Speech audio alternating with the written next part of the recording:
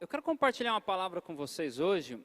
O filho permanece em casa. Pastor, mas hoje não é dia dos pais? De fato é dia dos pais, né? E um colega meu, pastor, falou algo muito interessante hoje num programa dele. Ele falou assim que hoje nós deveríamos comemorar a paternidade, não apenas o dia dos pais. Porque nós sabemos que na sociedade a qual nós vivemos, a figura paterna tem, às vezes, se perdido pelo sexo masculino. E muitos pais têm negligenciado e as mães tendo que ser pais. Então, de fato, hoje, nós não celebramos apenas o Dia dos Pais, mas nós celebramos a paternidade. Mas só existe paternidade porque existe filiação, amém? Não existe um pai sem filhos. O pai, ele tem filhos, filhos físicos, filhos do coração ou filhos espirituais, né? São os filhos na fé, são os filhos por adoção e os filhos que nasceu da sua carne. Mas todos esses, para haver paternidade, necessita haver a filiação.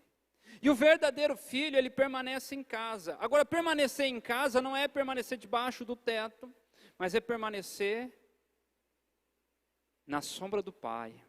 É permanecer confiante no Pai.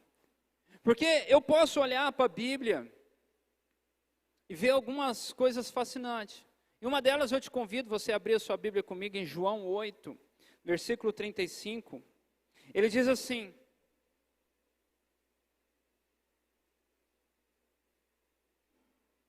ora, o servo não fica para sempre em casa. Quem que não fica para sempre em casa? O servo, uma hora ele vai embora. Mas olha o que diz o texto.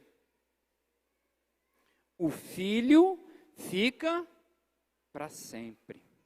O servo em algum momento vai embora. Mas o filho, ele sempre permanece em casa. Ele sempre permanece na casa do pai. E eu quero deixar minha felicitação aos pais. Eu quero lembrar de um texto, onde a gente, dentro da teologia, fala que a primeira menção da palavra amor. A primeira menção da palavra amor, por incrível que pareça, não foi dito de um filho para uma mãe, nem de uma mãe para um filho. Não foi dito de um homem para uma mulher. De uma mulher para um homem. Mas foi dito de um pai para com um filho. E quem disse? Foi o próprio Deus. Abraão, quando levava Isaac para ser emolado no Monte Moriá, Deus disse: ao filho que você ama. E todo pai que tem o coração em Deus, ama o seu filho. E aqui, mais uma vez, não apenas falo do filho da carne, mas do filho do coração e também do filho na fé. Porque nós temos muitos filhos na fé. Então, nós temos que entender que a paternidade envolve o amor. Mas Deus, sendo Pai, Ele foi justo e fiel. Em momento nenhum, Deus abriu a mão da justiça. Fala para a pessoa que está próxima aí, seu familiar, fala: em momento nenhum. Fala para ele, fala para ela, fala: em momento nenhum, Deus abre mão da justiça.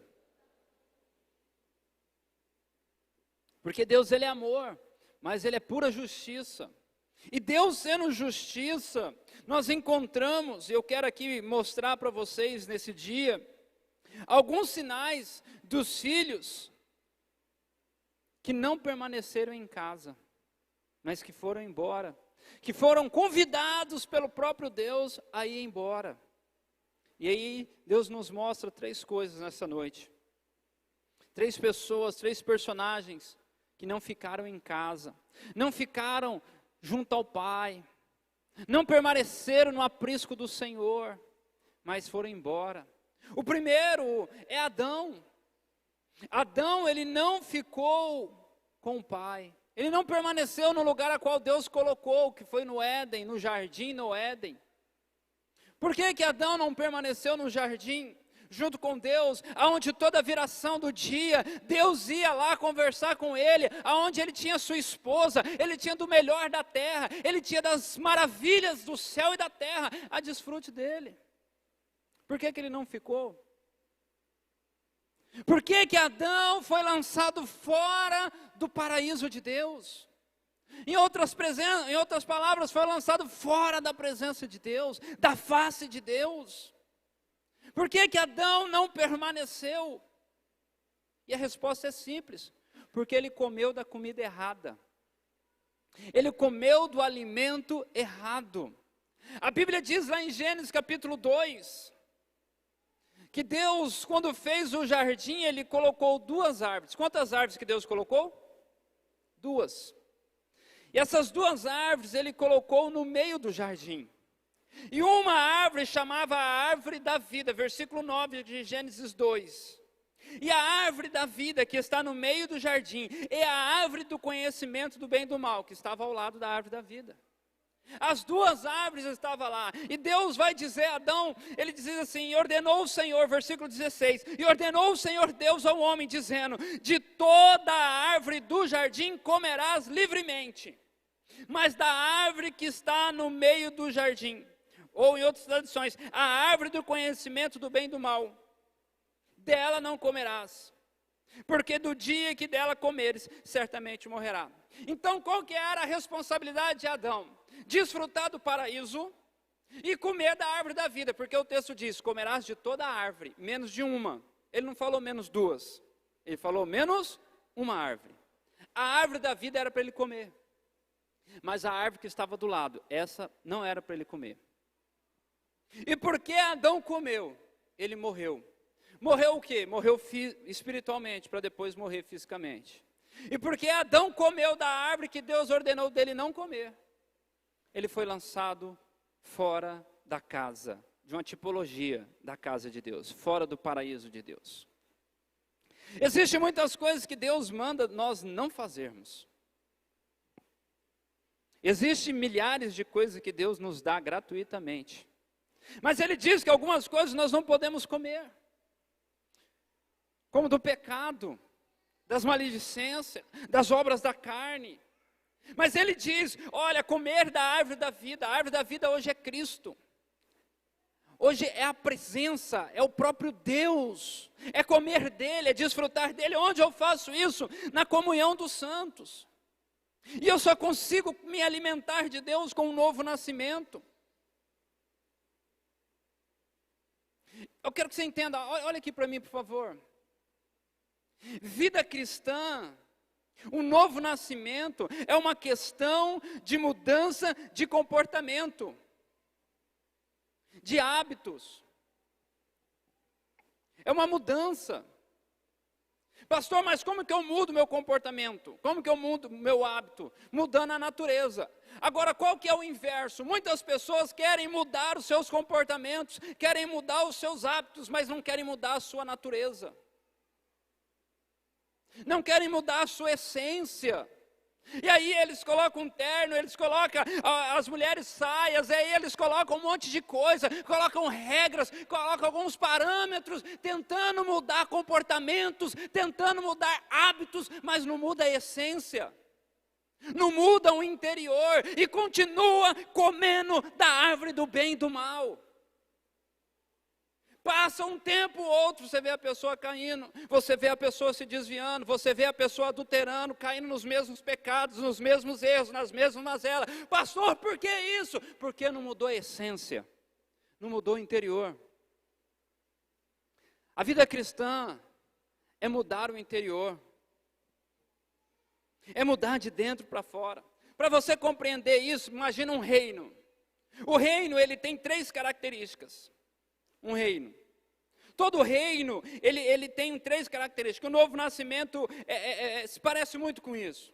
Uma das características de um reino é a esfera, é o local, é um lugar onde o rei é soberano, onde o rei reina. Então é um lugar, ele tem uma esfera, ele tem um perímetro. Uma segunda característica é que o reino tem pessoas, tem súditos, tem pessoas que estão ali para servir aquele rei. Isso faz parte de um reino. Rei sem súdito não é rei, sem um lugar para governar não é rei, mas o reino também tem a natureza. E nós entendemos isso, porque nós dizemos assim, o brasileiro tem um jeito de ser, né? O brasileiro tem um jeito extrovertido de ser, porque nós temos uma natureza diferente. Você pega uma pessoa, um estrangeiro, ele tem um outro comportamento, porque é natureza.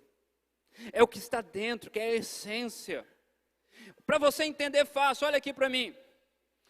Quem tem a natureza vegetal é o quê? Quem está aí? Amém? Quem é da natureza vegetal é vegetal. Do mineral é mineral. Quem é do reino animal? Animal. Não é? É assim. Agora, nós temos a natureza do céu, a natureza de Deus. Aleluia, amém? Então nós pertencemos ao reino de Deus. Porque é a natureza, não é o comportamento. Muitas pessoas querem demonstrar a vida cristã com comportamento. Adão tinha tudo, mas comeu o alimento errado e perdeu a natureza de Deus. Por isso, foi lançado fora do jardim. Dentro dessa ideia do reino, pense só.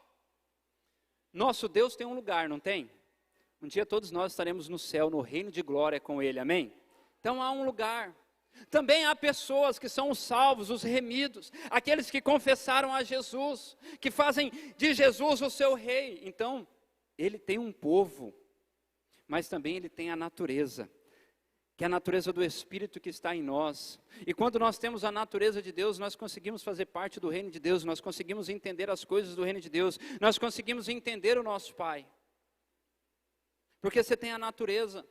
O filho que tem a natureza do pai, ele compreende o pai. É assim. Porque tem a mesma natureza, tem a mesma essência dentro de si. O novo nascimento, então, vai haver mudanças, porque há, primeiro, uma mudança de natureza no seu interior. A natureza é aquilo que nós fazemos espontaneamente, sem ninguém ensinar. Vou repetir isso. A natureza é aquilo que você faz de forma espontânea, sem ninguém te ensinar, que parte do seu interior. Uma segunda pessoa que foi lançado fora da presença do Senhor foi Caim. Caim também foi lançado fora da casa. Teve que sair da face do Senhor. De igual forma, o seu pai, Abel, Caim, só copiou. Então esse exemplo de Caim mostra muito bem, porque ele foi lançado fora por causa do sangue. Abel, ele levou uma oferta ao Senhor banhada no sangue, de sacrifício. Caim, ele pegou do seu cereal, mas não deu importância ao sangue, não deu valor ao sangue. Tem muita gente boa, amados, tem muito amigo, muitas pessoas, olha, fantásticas, inclusive familiares nossos, que seguem religiões, que têm um entendimento, que estão seguindo a Deus, mas desvaloriza o sangue de Jesus.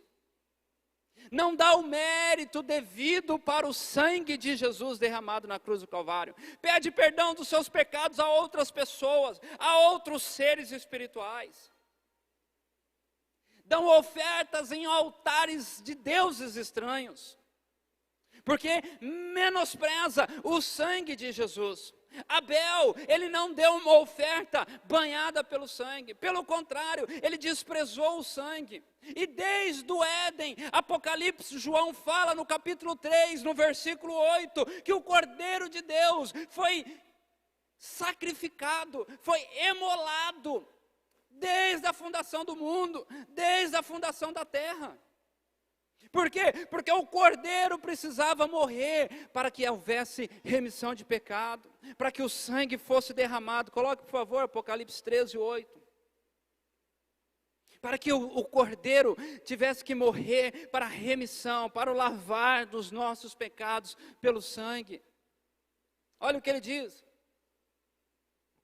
E adoraram todos os que habitam sobre a terra, e esse cujo nome não estão escrito no livro da vida do Cordeiro, que foi morto desde a fundação do mundo. Jesus, ele morreu lá em Gênesis 2, porque Deus sabia que nós íamos errar. Mas Caim não deu valor ao sangue. Caim menosprezou o sangue. O homem que traz a sua oferta ao Senhor sem o sangue, ele está dizendo assim: eu não tenho pecado. Quantas pessoas que eu já conversei, pessoas, gente boa, amigos meus, Fala, não tem pecado não, eu nunca matei, nunca roubei, você acha que só isso é pecado, né? Por quê? Porque eles estão se apresentando diante de Deus sem o sangue. Eles estão se apresentando com as suas obras. Porque o que Caim apresentou a Deus foi obras. Foi fruto do seu trabalho, fruto do seu esforço. Caim falou, está aqui, Senhor, do melhor da terra, o que eu plantei, o que eu lavrei, o que eu cultivei. Está aqui, Senhor. Abel, por sua vez, não cria as ovelhas. Não foi ele que pariu as ovelhas. Ele não teve esforço dele, mas ele foi lá e derramou o sangue, falando, Senhor, a minha oferta vai pelo sangue, porque ele entendia o valor do sangue do Cordeiro. Quando nós chegamos diante de Deus, cheio da nossa justiça, dizendo que não temos culpa, dizendo que não temos pecado, dizendo que nossa obra é perfeita, que a nossa obra é boa, que tudo aquilo que nós fazemos em vida é muito bom, que Deus se agrada disso. Não que Deus não se agrade, entenda isso. Mas que não está coberto pelo sangue. Você está andando pelos caminhos de Caim. Você entra dentro da base de toda, ou na grande maioria das religiões, nas obras humanas. Tudo que o homem pode fazer. Quando isso acontece, nós somos expulsos da face de Deus. Foi o que aconteceu com Caim. Caim, ele saiu da face de Deus. Por quê? Desprezou o sangue, ignorou a obra do sangue. Mas Deus é tão generoso que ele diz, olha o que ele fala para Caim, vem comigo por favor, Gênesis capítulo 4, verso 7, olha que coisa fantástica que diz esse texto, Gênesis 4, 7, é Deus conversando com Caim, tentando resolver a situação. Se bem fizeres, não é certo que serás aceito? Eu falo, Deus nos ama tanto que Ele quer resolver os nossos problemas. Deus chega para Caim e fala, Caim, se você fizer o que é correto, o que é certo. O que é certo? É a obra do sangue, é a oferta pelo sangue. Você não será aceito. Se não fizeres bem, o pecado jaz à porta. E aqui essa palavra pecado, ela é chat no hebraico. Ela pode também ser traduzida oferta pelo pecado. Mas os nossos tradutores da língua portuguesa bem achou traduzir só por pecado, não tem problema. Mas olha só como ficaria o texto. Olha só que o texto ele dá essa liberdade para nós fazermos isso. Olha o que ele diz. Se bem fizeres, não é certo que será aceito. Se não fizeres bem, a oferta pelo pecado jaz. Quem está aí, irmãos? Alguém está aí? Amém? Jaz a porta. O que João lá em Apocalipse 3, 20 fala? Eis que eu estou à porta e bato. Se alguém abrir a porta e eu entrar, nós vamos cear junto, eu com ele, você comigo. Amados, é claro o texto, Deus falou, olha, a oferta pelo pecado já está na sua porta, essa oferta é Cristo, essa oferta é o meu Filho amado, que eu entreguei em favor de vós. Mas você precisa aceitar essa oferta pelo pecado, você precisa aceitar essa oferta pelo pecado. E muitas vezes negligenciamos. Queremos resolver por nossa conta própria.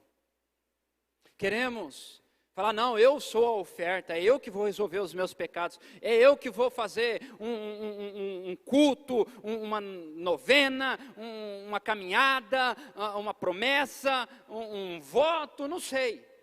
E vou resolver o problema do meu pecado. Quantas vezes você orou dizendo, Deus, eu não vou pecar mais esse pecado não. Só me perdoa mais essa vez quando o bicho está pegando. Já fez essa oração? Eu sei que já, porque eu já fiz. Quando nós fazemos isso, nós estamos falando, Senhor, eu prometo que eu não vou pecar mais. Então o Senhor me livra só dessa vez, que depois eu vou me esforçar bastante. Eu vou me esforçar mesmo, e eu não vou pecar mais. Daqui a pouco você está cometendo o mesmo pecado. Por que, pastor, que você comete o mesmo pecado? Porque você está falando, a minha justiça vai me resolver. Eu por si só consigo, Senhor. O Senhor me dá só mais esse escape, que a partir de agora eu vou conseguir. Não, filho. A oração é outra. Fala, Senhor, o Senhor está vendo que eu não consegui resolver até agora? Então não afasta-te de mim o teu Espírito. Que o teu Espírito me convença, que o teu Espírito me ajuda a não cometer mais esse pecado, porque eu por si só, Senhor, não consigo. Aí, quem que começa a atuar na sua vida? O próprio Deus. Porque você reconhece que a oferta pelo pecado está às portas. E você pode abrir a porta para essa oferta entrar. E essa oferta é Cristo, amém? Aleluia, amém? Terceiro exemplo que nós temos é de Ismael. Quem é Ismael? Ismael é filho de Abraão. Mas Ismael, ele também não pôde ficar em casa. Porque a madrasta de Ismael, a Sara, esposa de Abraão, a senhora da mãe de Ismael, ela decretou, Ismael não vai crescer junto com Isaac. E a palavra de Sara tinha um peso. Não sei se é só lá na minha casa, mas a palavra da minha esposa tem um peso, meu irmão do céu. Lá na sua casa é desse jeito também? Eu sei que você fala que quem manda é você, mas a hora que a sua esposa fala, meu irmão do céu. E não era diferente na casa de Abraão. Sara falou, os dois crescendo junto, não. O que tem que acontecer agora? Abraão vai e se despede do filho. Falando, olha Ismael, você não pode ficar aqui. Pega Agar, a mãe de Ismael, dá pão, uma botija d'água e despede ele, eles têm que ir embora. Pastor, por que isso? Eu te mostro na Bíblia. Porque Ismael, Agar, aponta para a lei, aponta para a obra do homem. Porque Deus havia uma promessa na vida de Abraão e de Sara, dizendo, eis que vocês se tornarão pai de multidões. Vocês se tornarão pai de grandes nações. Será como as estrelas dos céus, como a areia do mar. O tamanho da sua família. Só que aí, a mesma Sara, que agora pede para despedir de Ismael, foi que falou, Abraão, pega minha serva Agar, obra da carne, e tenha um filho com ela. Abraão não esperou o tempo da promessa, Abraão não confiou na promessa do Senhor, pronto, fez um filho da carne, fez um filho da obra humana, fez um filho da sua própria vontade. E quando nós olhamos para Paulo, lá em Gálatas capítulo 4, ensinando a igreja de Gálatas, capítulo 4, versículo 24 de Gálatas, Paulo fala que Sara representa a graça, quanto Agar representa a lei. E pode vir alguma coisa do Monte Sinai, da lei, de bênção para o homem? Não pode, não pode. Olha o que diz, e o que se entende por alegoria, né? Por exemplo, porque estas são as duas alianças, uma do Monte Sinai, que é Agar, gerada, Monte Sinai, gerando filhos para a servidão, que é Agar. 25.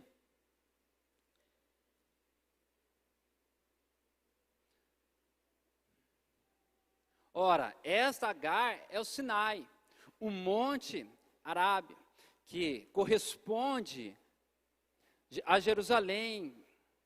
Agora existe, pois, é escrava com seus filhos, mas a Jerusalém que é de cima é livre, a qual é a mãe de todos nós, aqui falando para Sara. Aí, eu te pergunto, quem tem sido a sua mãe espiritual, ou o seu baliza espiritual? É a lei ou é a graça?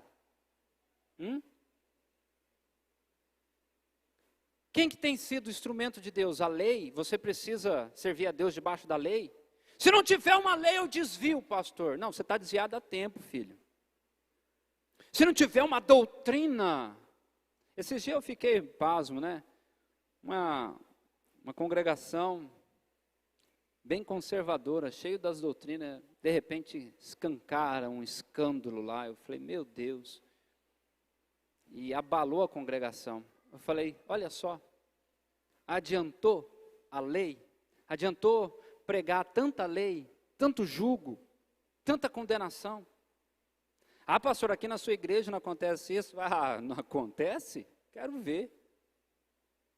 Só que nós sabemos que não é a lei que vai resolver, é a graça que vai nos perdoar, amém? É a graça que vai derramar o amor sobre a nossa vida, e nós seremos mais uma vez convencidos do pecado, da justiça e do juízo. Agora, quando nós andarmos na lei, nós vivemos igual Ismael, se afastando da casa do Pai. Se afastando, porque a lei faz isso conosco. A lei simplesmente nos empurra para longe, nos afugenta, nos oprime, porque a lei ela só tem uma finalidade: combater a obra da carne. Ela não te faz uma pessoa espiritual. A lei não te faz uma pessoa espiritual. Ela simplesmente aponta as obras da sua carne. E aí você tem a lei, você tem o diabo, você tem o irmão fofoqueiro, você tem um monte de gente que faz isso. Amém? Não é desse jeito? Agora a graça não. A graça pega você que está caído junto aos porcos e te abraça. E te chama de filho, de filha. E tira aquelas vestes podres. Te coloca vestes novas. Faz uma festa por você. Mata um bezerro cevado para alegrar com você. Quanto a lei, fica dentro de casa. Né? Essa é a diferença daqueles que permanecem com aqueles que se retiram. E por fim, o verdadeiro filho sempre volta para casa.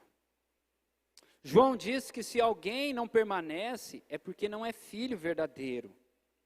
A prova que nós somos filhos é porque nós permanecemos. Vá comigo em 1 João, capítulo 2, versículo de número 19. 1 João, capítulo 2, versículo 19. Olha o que diz. Eles saíram de nosso meio. Entretanto, não era dos nossos, porque se tivesse sido dos nossos, teriam permanecido conosco. Todavia, eles se foram para que ficassem manifestos que nenhum deles eram nosso. E aí se vai, porque não entenderam a graça, não entenderam que há um alimento espiritual, que nós precisamos nos alimentar desse alimento espiritual. Não entendeu que a nossa vida tem que ser baseada no sangue de Cristo, no sangue do Cordeiro. Porque não entenderam que não há obra humana, não há obra natural que consiga resolver a nossa vida. Que nós precisamos apenas descansar nas promessas do Senhor e confiar em tal. Isso significa que alguns se vão. Mas não é porque alguns se vão é que não são filhos. Pelo contrário, acabei de mencionar Lucas capítulo 15. Aqueles que são pródigos, que vão, mas eles continuam pertencendo. Porque, olha só, para nós podermos encerrar aqui. O foco não está no filho. Entenda isso, o foco não está em você, não está na filha. O foco está no Pai. O foco está em Deus. Por isso que você é convidado hoje a tirar os olhos de você.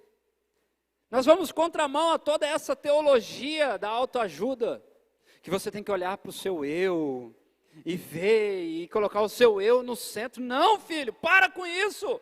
Quando você olha para você, você vai ver que você está todo errado. O foco está no Pai. Quando aquele filho olhou para o pai, olhou para a casa do pai, ele falou, meu pai tem muito à disposição.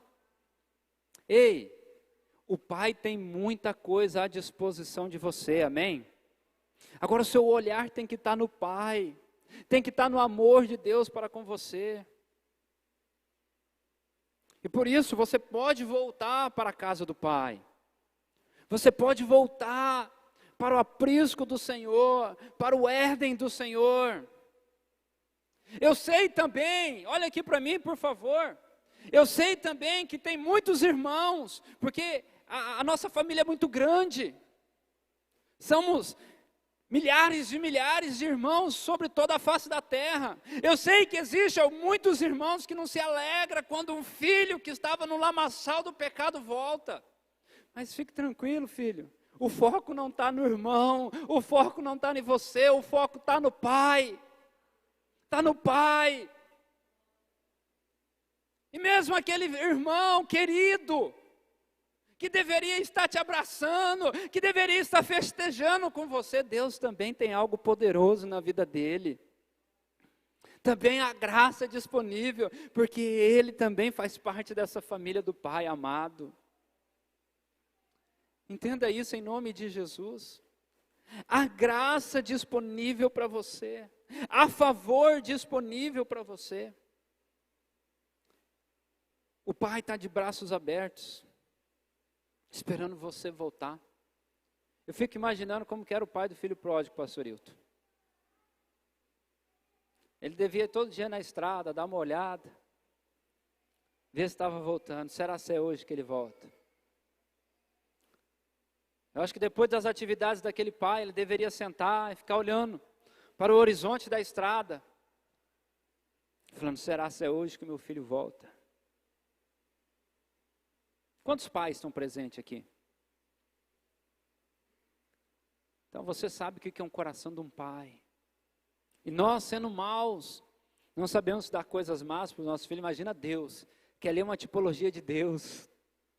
Eu imagino Deus olhando para você, olhando no horizonte da eternidade, esperando você voltar para a casa dele, voltar para os braços dele. Mas talvez você está como Adão, comendo de comidas erradas, não se alimentando da árvore da vida. Ou talvez você está como Caim, tentando resolver, dando até mesmo uma oferta, fazendo alguma coisa, alguma prática religiosa, mas pela obra natural da mão. Ou talvez você está como Ismael, vivendo debaixo da condenação, vivendo debaixo da lei, do jugo. Você fala para mim, não tem jeito, eu sou miserável, porque eu sou fruto da lei, olha como... Nenhuma dessas coisas, irmãos, é mentira. Mas há graça disponível para você, há amor do Pai disponível para você, amém? Eu quero te convidar a você se colocar de pé.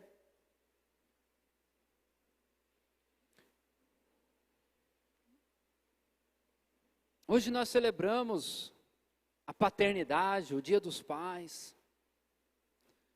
Mas talvez a pessoa que você não agradeceu ainda, não deu os parabéns, foi ao seu Pai Celestial, que te amou tanto, que deu o primogênito dele, o nosso irmão mais velho, para morrer pelos nossos pecados. O Pai Celestial, numa tipologia aqui de Abraão, deu o filho, deu aquilo que era mais precioso. Diferente do que a religião lá de fora, do que algumas religiões que falam que você tem que ser um sacrifício, que você tem que se bater, fazer um monte de coisa errada. Deus fala, você não precisa fazer nada. Deixa eu dizer isso de novo no seu coração. Você não precisa fazer nada. Jesus fez tudo para resolver o problema do pecado na sua vida, amém? Ele fez tudo. Qual que é agora a sua postura? Lembra que eu disse no início que é uma mudança de natureza? O comportamento, o hábito acontece porque a natureza mudou. O que você precisa agora? É se entregar a esse Jesus, é se entregar a esse Pai. Talvez você está afastado, talvez você desviou, como diz o mundo religioso, né? Talvez você nem foi ainda, né? Nem veio. Mas hoje você entendeu que você precisa voltar para os braços do Pai. Por isso eu quero te convidar você a fechar os seus olhos. A sua vida tem sido baseada no quê? Responda para o Senhor agora. Tem sido baseada na religião, no mérito, na obra, na lei, na ortodoxia mórbida? Ou a sua vida cristã tem sido baseada no favor de Deus? Você tem se alimentado da árvore da vida? O Senhor está de braços abertos, como o pai daquele filho, o pródigo, estava de braços abertos esperando o filho. O Senhor está de braços abertos te esperando. Pastor, eu tenho sido tão religioso, eu tenho condenado tantas pessoas, eu tenho pregado tanto legalismo nas minhas conversas, mas hoje eu me arrependo. Pastor, eu tenho comido tanta comida que não é do Éden, que não é da árvore da vida. Eu tenho comido tanto pecado, mas hoje eu me arrependo. Pastor, eu tenho feito tanta obra nas minhas próprias mãos, tenho tentado alcançar a Deus pela minha religião, pelo meu esforço, mas hoje eu me arrependo. Eu quero que você repita essa oração, se você tem coragem, e no nome de Jesus, diga assim: Senhor Jesus, eu me arrependo por ser pródigo dentro de casa. Fala: Senhor Jesus, eu me arrependo de comer comidas espirituais que não provém do Senhor. Fala: Senhor, eu me arrependo de dar ofertas, de fazer serviços que não estão debaixo do seu sangue. Fala: Senhor, eu me arrependo por basear a minha fé na lei, no legalismo, no meu esforço próprio, na minha justiça própria. Fala: Senhor, eu me arrependo, em nome de Jesus. Fala: Senhor, que eu possa a partir de hoje ser guiado, ser movido pela graça do Senhor, pela obra de Jesus. Fala: Senhor, muda a minha natureza, porque só assim os meus comportamentos, os meus hábitos irão mudar para a glória do Senhor. Amém? Se você crê nessa oração, aplauda bem forte ao Senhor. Amém? Aleluia! Glória a Deus!